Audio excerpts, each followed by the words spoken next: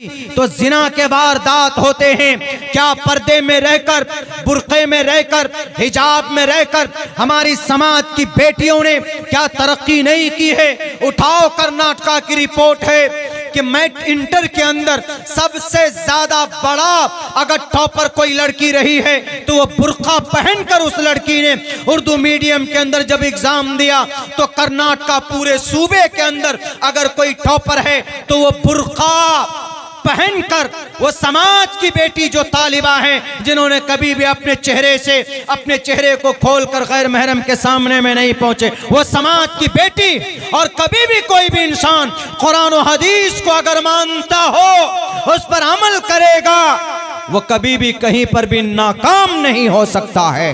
इस बुर्के का सबसे बड़ा फायदा तो यह है, बाल मुकुंद साहब, उसकी इज्जत महफूज होगी, उसकी तरफ कोई देखेगा नहीं, उसकी तरफ कोई हवस की निगाह से नहीं देखेगा।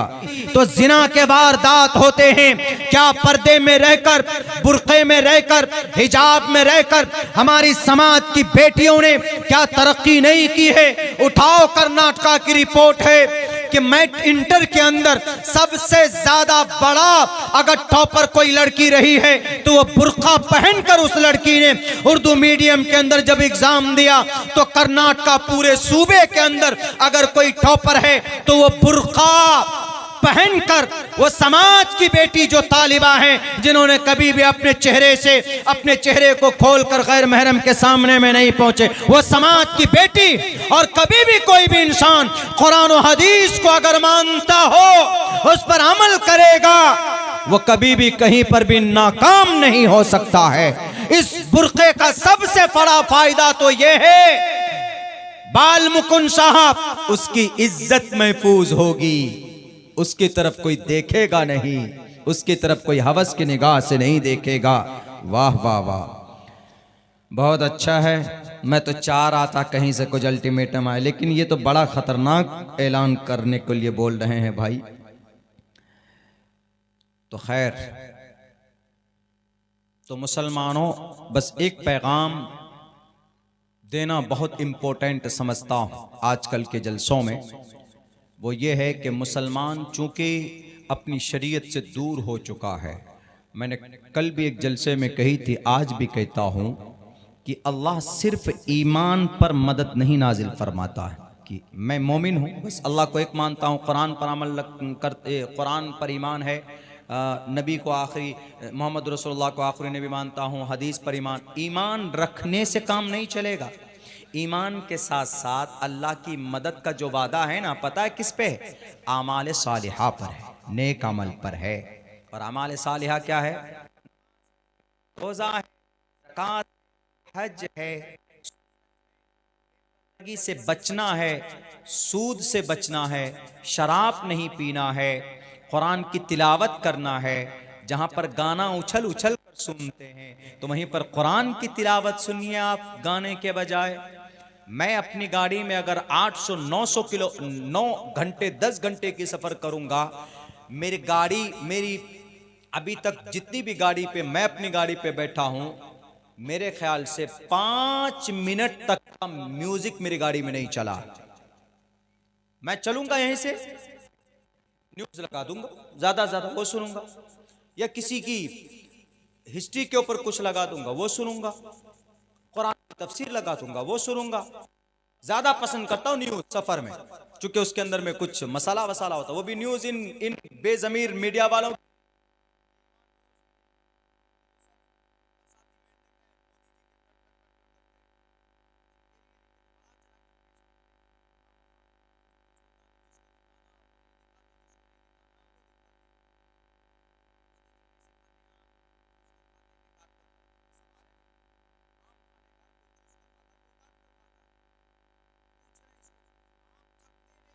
मोदी जी बैठ करके हल जोते हैं, थकते नहीं हैं। 10 लाख के तो जोड़े पहनते हो। उनका अंडा भुन के आता है जर्मनी से, बाल काटने वाला आता है इसराइल से, थकते नहीं है। 3 लाख का तो पैन यूज करते हैं मोहतरम, बहुत अच्छा बोलते हैं, खाक बोलते हैं, पूरा सिस्टम होता है उनके चश्मे के अंदर फिट होता है। देख देख करके वो देखते बोलते, देखते बोलते। बोलते हैं कि नहीं जनाब, उन्होंने बड़ी मेहनत की, चाय बेचकर यहाँ तक आया। हमने कहा कि भाई गनीमत है कि सिर्फ चाय बेची उन्होंने, तो देश का कुछ बचा नहीं, सबको बेच दिया। बेचने की आदत है, सस्ते में ही बेच दिया उन्होंने सब कुछ। दुनिया के अंदर में, भारत के अंदर में आज तक कोई इंसान ऐसा मिला है जिसने कहा कि मैंने मोदी जी के हाथ से चाय पी है? कोई नहीं मिला। एक नैरेटिव बना दिया गया, बैरकैट। तो मैं यही कहना चाहता हूं कि आज मुसलमानों को जरूरत है, नेक अमल की जरूरत है। सिर्फ कलिमा से, सिर्फ मोमिन बनने से काम नहीं चलेगा। नेक मोमिन बनिए। कुरान में जो है वला तहिनु वला तहज़नु व अंतुमुल आलौन इन कुंतुम मोमिनीन, इससे मुराद यह है कि नेक साले अच्छे काम करते रहे। मोमिन की शान और पहचान ये।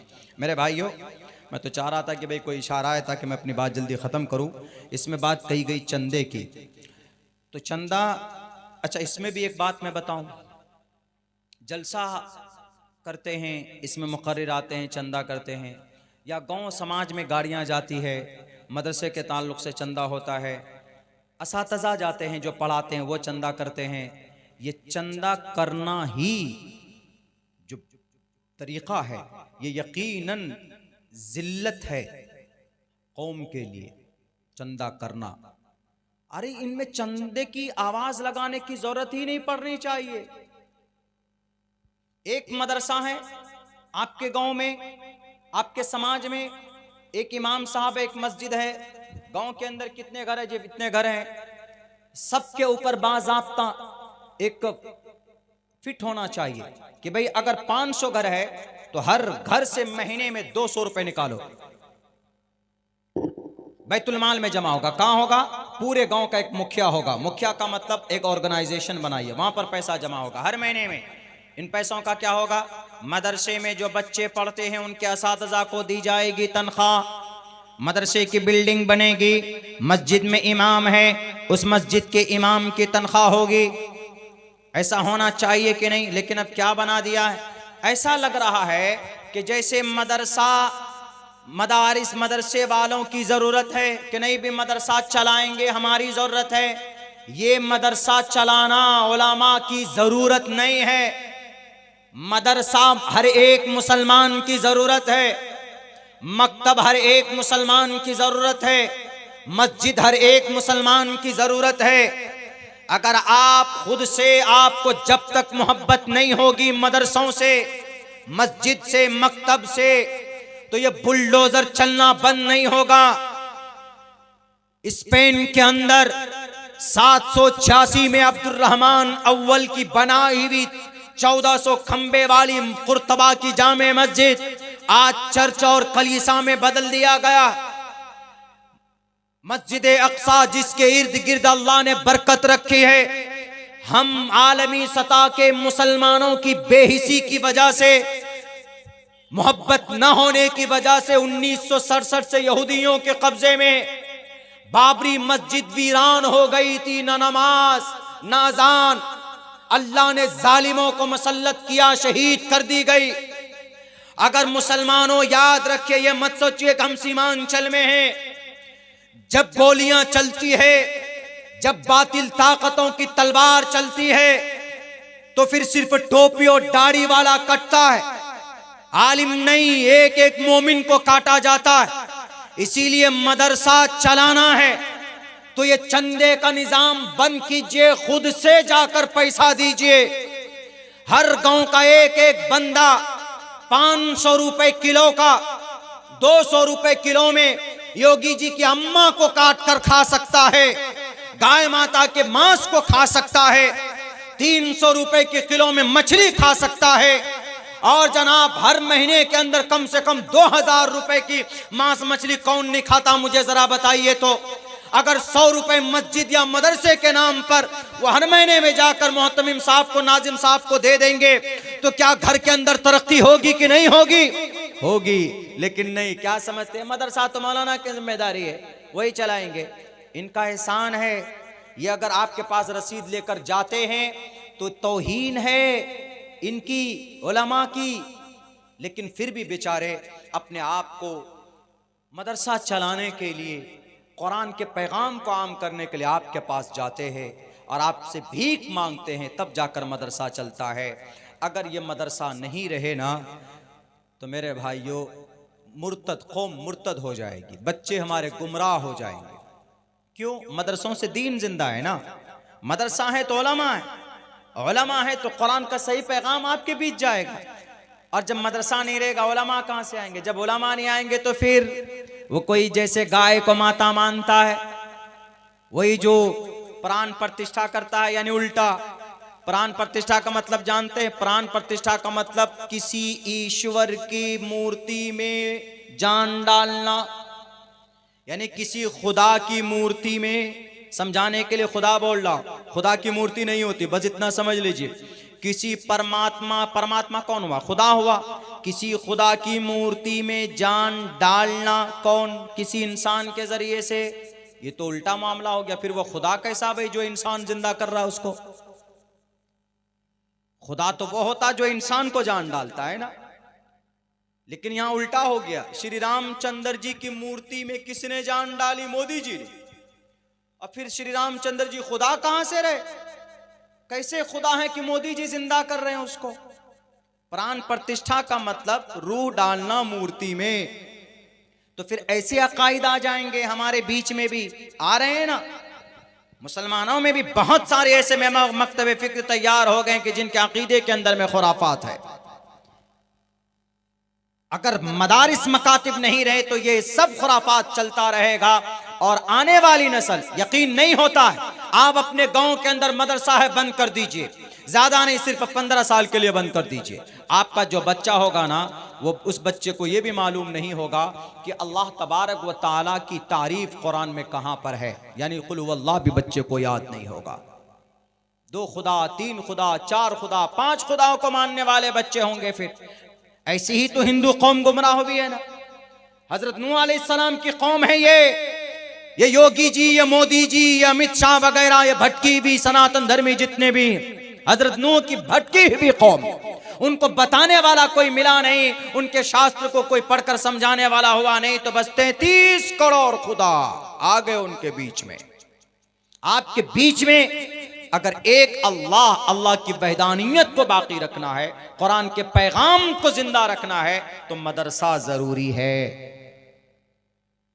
मदरसा, मकतब, मस्जिद इबादत के लिए। तो इन मदरसों के लिए जो चंदा है मुरव्वजा, तो खैर इनका एहसान है हमारे उलमा का, लेकिन एहसान इनका मानिए आपकी जिम्मेदारी है कि खुद ला करके उन मदरसों को आबाद कीजिए हमेशा के लिए। बहुत से जगहों पे हमने देखा है माशाल्लाह निज़ाम बना हुआ है, 2-2, 250, 300 रुपये मंथली फीस जमा कर देते। बहुत ज़्यादा दूर नहीं, ये औरंगाबाद चले जाइए, बिहार के अंदर एक मदरसा देखा, वहाँ पर 300 नौजवानों की कमेटी, 300 नौजवानों की। और जो आजकल हमारे जवान है ना, वो विमल पुड़िया मुँह में 50 रुपए का खा लेते हैं, खत्म हुआ ना मुंह में डाल लिया। पूछो कि भैया हमको जरा फना जगह जाना है, मुंह में हर वक्त एकदम भर कर रखते, क्या बोलेंगे? मौलाना यहाँ से कट जा, एकदम मुंह में भरे हुए रखते। अगर वही पैसा मदरसों में दे दें, 300 नौजवानों की कमेटी हमने देखी है, 300 रुपए हर महीने में देते हैं वो। 300 रुपए 3 नौजवान, उलमा बैठकर पढ़ाते हैं शान से, एकदम कहीं नहीं जाते वो। यहाँ तो जनाब मकई में भी बोरी लेकर बच्चे छोटे छोटे जाते हैं। ऐसा नहीं होना चाहिए। जब तक आपको आपकी शरीयत से, आपके मस्जिद से, आपके मदरसों से मोहब्बत नहीं होगी, तो अल्लाह तबारक व ताला हिफाजत के असबाब भी पैदा नहीं करेंगे। इसीलिए तो मदारिस बंद हो रहे हैं, इसीलिए तो मसाजिद के ऊपर बुलडोजर चल रहा है, इसीलिए तो कुरान के मानी मसले के ऊपर कानून बनना। यूसीसी नहीं आया अभी, यूनिफॉर्म सिविल कोड, आने दीजिए, आपके कुरान के ऊपर पाबंदी लगेगी, आपके कुरान के हुक्म पर पाबंदी लगी। कुरान का हुक्म क्या है? कुरान का हुक्म यह कि मर्द 4 शादी कर सकता है, कुरान का यही ऑर्डर है ना। और भी मसाइल हैं, 4 शादी कर सकता है, लेकिन यूनिफॉर्म सिविल कोड अगर आ गया तो you are not able to get married more than 1, एक से ज्यादा शादी नहीं कर सकते आप, सिर्फ एक ही कानून। और भी तो कानून हो सकते थे ना कि चलो भाई एक शादी करना जरूरी करार दे दिया गया, लेकिन जिसने शादी कर ली अगर वो बीवी को नहीं रखता है तो इस पर भी तो कानून बनना चाहिए ना। लेकिन इस पर कानून नहीं बनाएंगे वो, क्यों? वो जानते हैं अगर इस पर कानून बना कि शादी करने के बाद बीवी को नहीं रखेंगे तो सबसे पहले नंबर आएगा जेल जाने का मोदी जी का, क्योंकि मोदी जी ने शादी की है 42-45 साल से अपने बीवी को साथ में नहीं रखता है। अगर कानून ही बनाना तो फिर यह भी बनाओ कि भाई एक शादी करना फर्ज है, हर नौजवान को जरूरी है। जितने भी नौजवान है 20 साल की उम्र का हुए 18 साल की उम्र में पहुंचे शादी करा दो, जरूरी है, ये कानून लाओ। लेकिन नहीं लाएंगे, क्यों? वो जानते हैं कि अगर हर किसी को, हर नौजवान को 18 साल की उम्र के बाद अगर शादी करना फर्ज हो गया कानून में, संविधान में अगर ऐसा कानून बना, तो सबसे पहले जेल में कौन जाएंगे? योगी जी जाएंगे। योगी जी की शादी नहीं हुई है, वो जेल में चले जाएंगे। अटल बिहारी वाजपेयी जी चले गए इस दुनिया से, वो जेल में जाते। और कौन? ये मोहन भागवत जी आरएसएस के चीफ, ये जेल में चले जाएंगे। और कौन? नितिन गडकरी जी, वो जेल में चले जाएंगे। बड़े बड़े नेताओं का नंबर आ जाएगा जी, चलो जेल में। क्यों? शादी क्यों नहीं की तुमने? शादी करने के बाद बेटी औरत का सम्मान सामने नजर आता है, तब पता चलता है कि भाई औलाद या औरत का क्या सम्मान है। तो बहरे कैफ तो पूरी दुनिया के लोग तैयार है आपकी शरीयत को मिटाने के लिए। आपको अगर शरीयत को जिंदा रखना है, इस्लाम को जिंदा रखना है, तो आप मदरसों को जिंदा रखिए, तो इंशाअल्लाह इस्लाम जिंदा रहेगा। तो इसलिए इन दिन अखीर के अंदर मैं आप लोगों से, मेरी तो आदत नहीं है चंदा करने की, मैं चंदा वाला खतीब नहीं हूँ, मुकर्रिर नहीं हूँ। मैं तो पहले बात मुकर्रिर ही नहीं हूँ, जो मुताला करता हूँ तो लोगों के बीच में पेश कर देता हूँ। लेकिन इतना है कि आप लोगों से आखिर वक्त में यही गुजारिश कर रहा हूँ कि भाई मदरसे के लिए कुछ न कुछ जो आपके जेब